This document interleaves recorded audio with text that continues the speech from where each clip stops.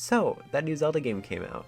It's pretty good, I guess. Just kidding, it's the best game I've ever played and it's the best Zelda game ever. And no, I am not exaggerating. It is genuine. Ugh. Okay, calming down now. This is genuinely so much better than I was expecting. Most of the problems I had with Breath of the Wild are mostly gone or improved on significantly. I just wanted to make this video to give my random thoughts about this game, so this won't really be that structured of a video. After finally beating the game yesterday, I figured I'd get a small video out to talk about my overall thoughts about it. Spoiler free, of course, besides gameplay stuff. No story discussion at the moment because as of writing this, I've only just beaten the game and need to process it a bit more since it kind of broke me. No joke, I cried about 5 times because of this game. I'll probably make a more spoilery and in-depth video about this game in the future once I've fully completed all the shrines and stuff and gotten my thoughts straight. First off, weapon durability is improved upon a bunch. With the new fusing ability, everything you fuse adds durability to the existing weapon, which those items you can fuse can be basically anything. The gameplay loop is improved upon so much. Before in Breath of the Wild, it was that you'd find a weapon, use it, it breaks, repeat.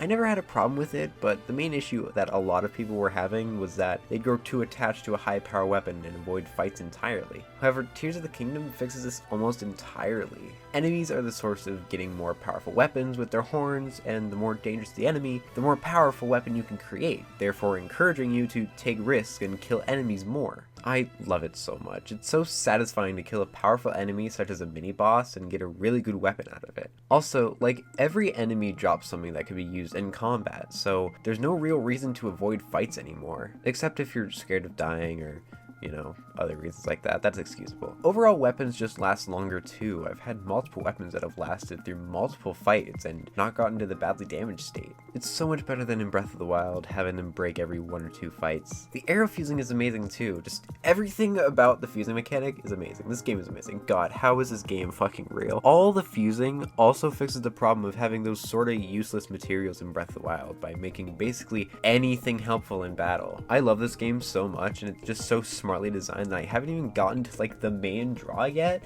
which is the Ultra Hand. Ultra Hand is a new ability that allows you to take virtually anything and stick it to something. This unlocks you to do literally anything, as long as you have enough energy, that is, and the proper materials. This power is so cool, and new shrines used in such cool ways. Like, this one shrine is literally just playing Jenga to get a ball down. It's so cool. I think my favorite part of this is just seeing other people make crazy contraptions that work amazingly or fail miserably in such a comedic way that is unmatched in most other games. People have been using this to torture poor Koroks with this, and it's so fucking hilarious and horrible at the same time. Ascend is the main traversal ability that allows you to go through any ceiling or even an enemy too. I love this. I try to use it all the time to get to higher ground, to like glide all over the place. The puzzles for it are really cool too. Like one tower you have to use Ascend to get in the tower to open it from the inside. I miss Rivali's Gale though. I miss it so much sometimes. There are similar alternatives such as attaching a rocket to your shoe, but it's just not the same. Recall is kind of like stasis, but a lot more useful. It can stop an object and reverse its momentum, basically rewinding it to where it was before. This has so many uses in and out of combat too, it's great. The puzzles that there are with it genuinely stumped me for a bit and kind of had me really thinking about how it works. Like, you can use Ultra Hand to move it around and then recall it, and it just follows that same exact path. So you can use it to just go anywhere. And even with Ascend, if you move it above you, you can use Ascend to get on top of it while it moves.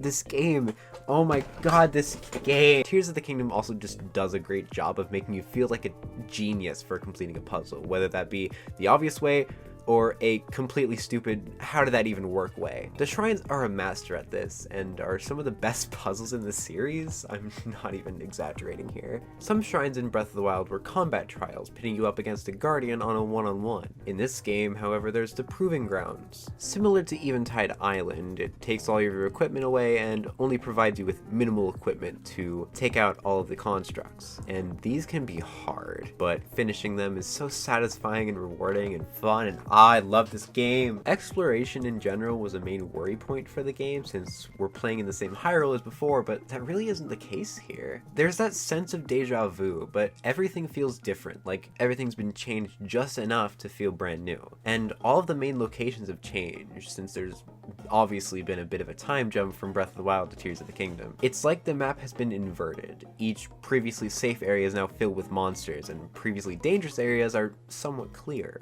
The Great Plateau, for example, used to be the main tutorial area, but now it's filled with powerful enemies everywhere. Central Hyrule used to be filled with guardians everywhere and extremely dangerous, but now it's pretty calm.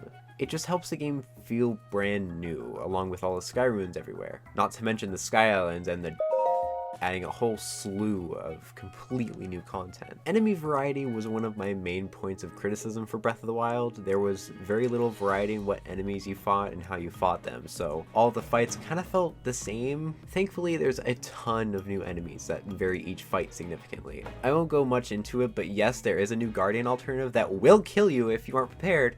Good luck! And if you've already played the game and encountered them, you know what I'm talking about. Unfortunately, one of the things I was kind of hoping for in Tears of the Kingdom just wasn't there. Underwater exploration. I mean, I totally get it. It would have been a lot to add that on top of everything else in this massive game, but there's always a possibility of a third game that could explore that. Nintendo, take notes. I think I'll end it here. I don't want to say too much. This game is built on discovery and exploration, so if I went too in depth here, it'll ruin the experience for those who haven't played it yet. I tried my best to avoid any spoilers, and it was hard. A lot of my favorite aspects about this game are very spoiler heavy, so I'll definitely go more in that direction whenever I talk about this game again, because I for sure will. Okay, bye bye, have fun with the game. I'll probably spend another 20 hours in it on top of the 80 I've already clocked in. See you in like another 4 months when I get motivation to make videos again.